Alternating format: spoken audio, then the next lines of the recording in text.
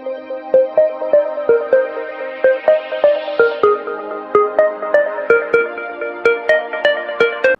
we'll talk about the UPSC prelims previous year question related to preamble। देखिए कितने direct और simple questions हैं, आप बहुत आसानी से आंसर कर सकते हैं।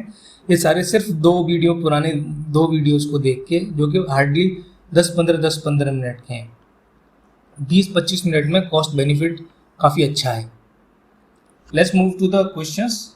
फर्स्ट क्वेश्चन, पहला क्वेश्चन जो 2013 के यूपीएससी प्रीलिम्स में था, economic justice as one of the objective of the constitution, Indian constitution has been provided इन।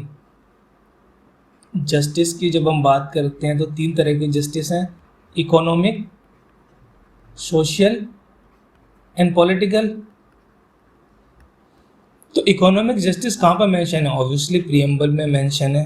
अब देखिए, ए हो सकता है, बी हो सकता है, बट सी और डी नहीं होंगे, राइट? क्योंकि प्रीएम्बल में तो होना ही है इसको।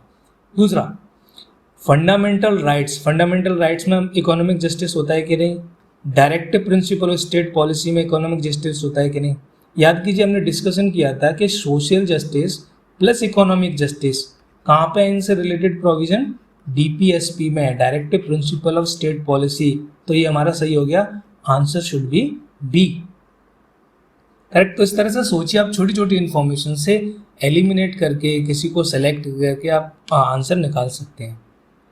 दूसरा बहुत डायरेक्ट क्वेश्चन है, which one of the following objectives is not embodied in the constitution of India. यहाँ पे नॉट पे हमेशा ध्यान केंद्रित करना, कॉन्सेंट्रेट करना, यहाँ पे गलतियाँ बहुत होती हैं। नॉट पूछ रहा है, तो लिबर्टी ऑफ थॉट है, एक्सप्रेशन, बिलीफ, वर्शिप है, लेकिन लिबर्टी, इकोनॉमिक लिबर्टी ऐसा कुछ मेंशन नहीं है ना। इकोनॉमिक तो जस्टिस है, तो ये बी वाला ऑप्शन इज रॉन्ग।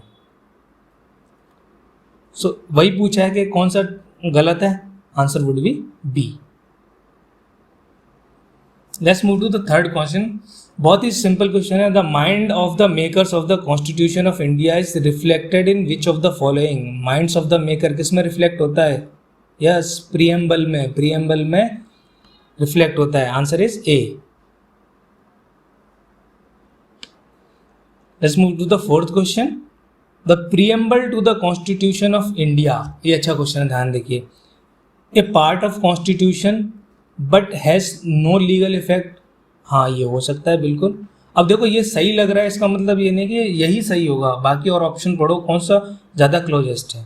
ठीक है, ये हो सकता है, ये मैंने लगा दिया टिक इस पे कि ये हो सकता है, but I need to think it again. दूसरा, not a part of the constitution, ये तो वैसे ही गलत हो गया। इससे इस preamble is an integral part of the constitution, right? ये देखिए see, a part of the constitution ठीक है, and has the same legal effect. नहीं, लीगल इफेक्ट नहीं है, कोर्ट ऑफ लॉ द्वारा एनफोर्स नहीं किया जा सकता, ये भी गलत हो गया। यानी ए और डी में से कोई भी सही हो सकता है।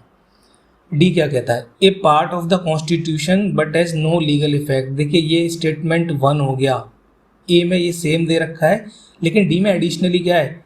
Independently of other part. यानी कि अगर इसमें जो प्रोविजंस हैं प्रीएम्बल में जो दिए गए हैं, अगर हम दूसरे पार्ट से इसको कनेक्ट करते हैं, now they become legally enforceable, now they will have legal effect.